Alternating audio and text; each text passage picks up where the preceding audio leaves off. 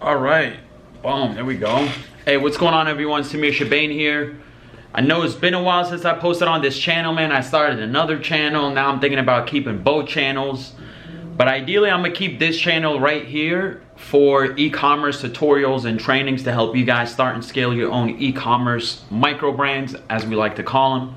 And I'm gonna keep my other channel, SAMIR MIA Boy, that's the new channel. I'm gonna just keep that for vlogs and really documenting my life down here in Miami as we're starting and scaling these e-commerce brands. Okay, so that one's gonna be a lot more fun.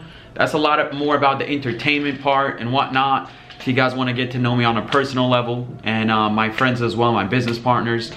But this channel right here, again, I'm gonna just keep it straight to the point, educational purposes, and you know, to give me the freedom to be able to turn on the camera and just drop some jewels. Okay, now feel free to hit that like, that subscribe button when you want to. All right, no pressure, but fuck, man, hit that button, why not? All right, so in this video here, I'm gonna talk about the difference between an e-commerce product and an e-commerce brand.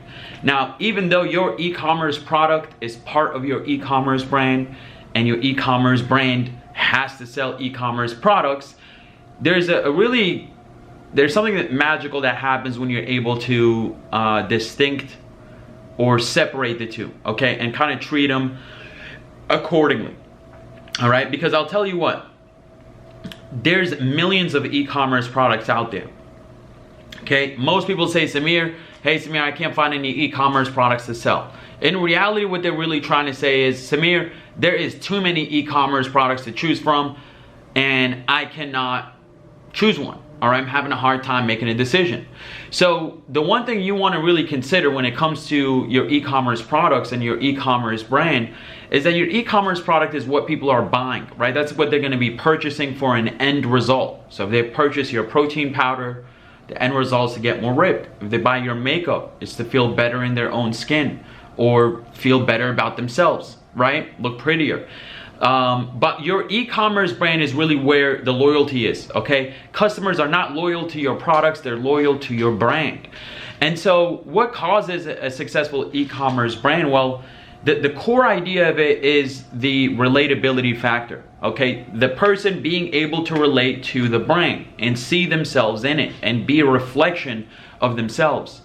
And when it comes to e-commerce branding, I really always overlook this part here. You know, I was never really clear for me what an e-commerce brand was. I always thought, hey, like it's just a logo, it's some colors, it's a website, it's a logo on some products. And that's often what you're gonna hear from these other e-commerce gurus out there. They're gonna keep it as shallow as that. But at the core of a successful e-commerce brand is the representation of a set of customers that are not represented well in the marketplace. So, you know, if you're trying to start off a new e-commerce brand, regardless of the products that you're selling, your e-commerce brand has to be a home, a community for a specific set of customers.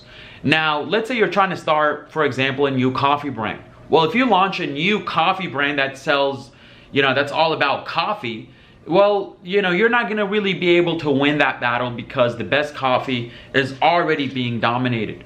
But then you start to see, and it's very competitive, right? But then you start to see some unique brands like Coffee for Closers or Bulletproof Coffee, where it's really tailored to a specific set of an audience, right? For example, the Coffee for Closers, that's all about coffee for salespeople, okay? People that, you know, have their cup of coffee while they're closing deals on the phone, and they're able to create a sense of community for the closers, okay? So their social media, their personality, their brand voice, their brand assets, their headlines, their unique selling propositions are all tailored to that specific community of coffee for closers, of salesmen, right? So the best part about being able to create and really separate the two, again, is you understand that your e-commerce product is what gets people the end result, right? If they're buying coffee, it's to, you know, buy the ability to stay focused and stay sharp and have good tasting coffee, right?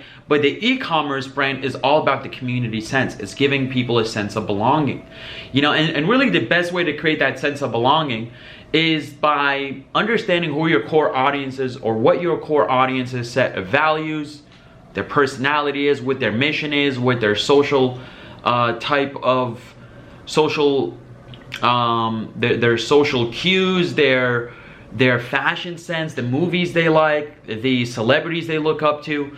And once you're able to get really clear on those things there, then you're able to speak to that underserved micro market directly. Now, what happens is, the reason why most people never see success with their e-commerce brand or their e-commerce business is not because they don't get the product part right. All right, it's not necessarily that. Again, it's pretty easy to find, you know, trending e-commerce products that people consume a lot.